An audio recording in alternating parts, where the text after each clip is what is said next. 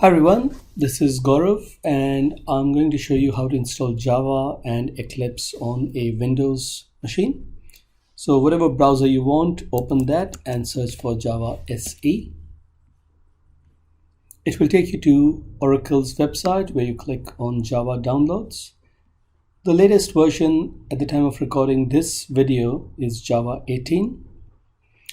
Because this is a Windows machine, we have to check the correct operating system, and most likely it's an x64 or a 64-bit machine.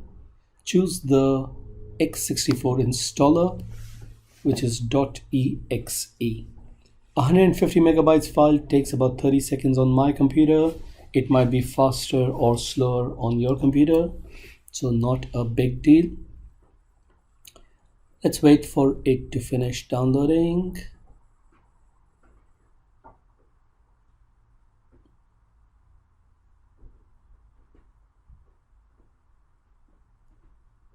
Now that it's downloaded, click it.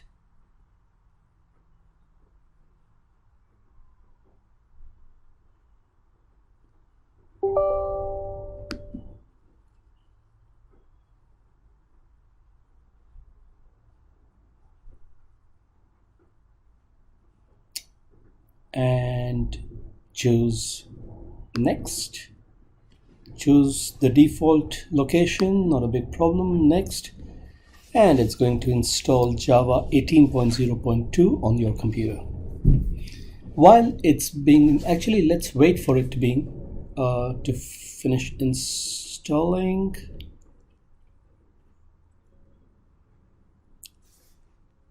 It was successfully installed. You can close this. Next, check Eclipse IDE for Java developers. And that's going to take you to eclipse.org. Click there. And it says it was released on 2013. A new package is available here. So make sure that you download the latest package. I believe it's 2022-06. So 2022-06 is the one we are installing, and it's a Windows system. So we're going to check that and download. This will install the Eclipse downloader or installer. It won't actually install Eclipse. And then we're going to install Eclipse using that installer.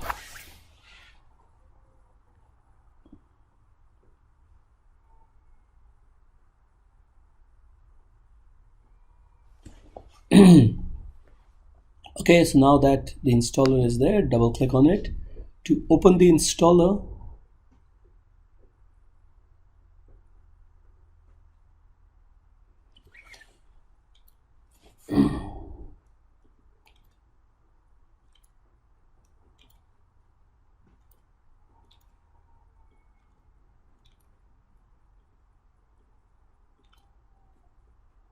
And it is opening. Then you can see that it has a variety of packages.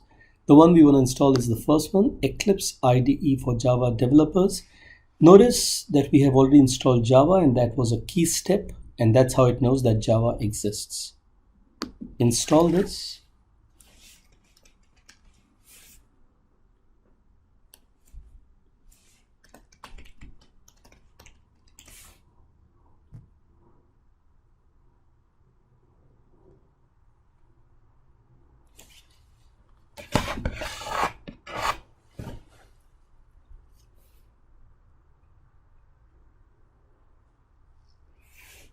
Accept the license.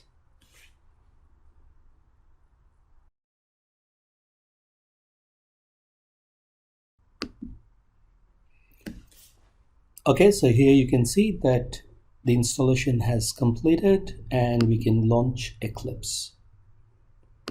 On the side, what I've done is I've also downloaded COM1010 source codes, which are the entire source codes for COM1010 in S2. It will ask you for the workplace location.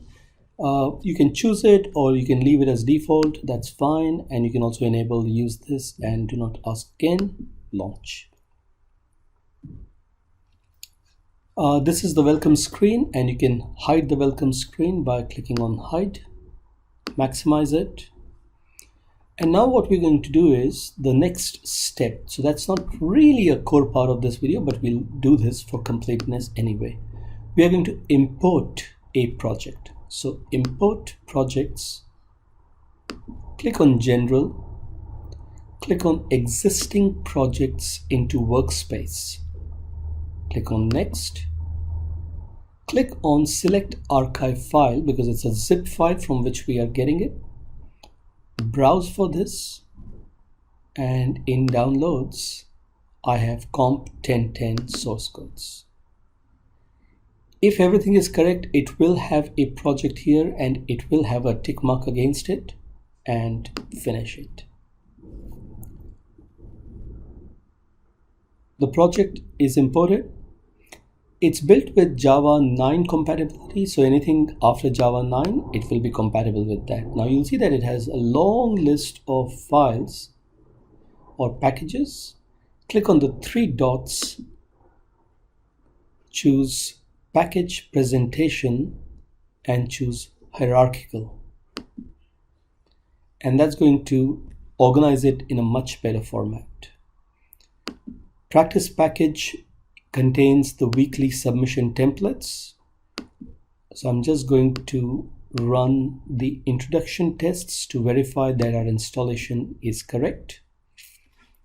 So to do that, what I do is I click on tests attempts and run this, and run it as JUnit test, which I'll explain in the lectures. Click on OK.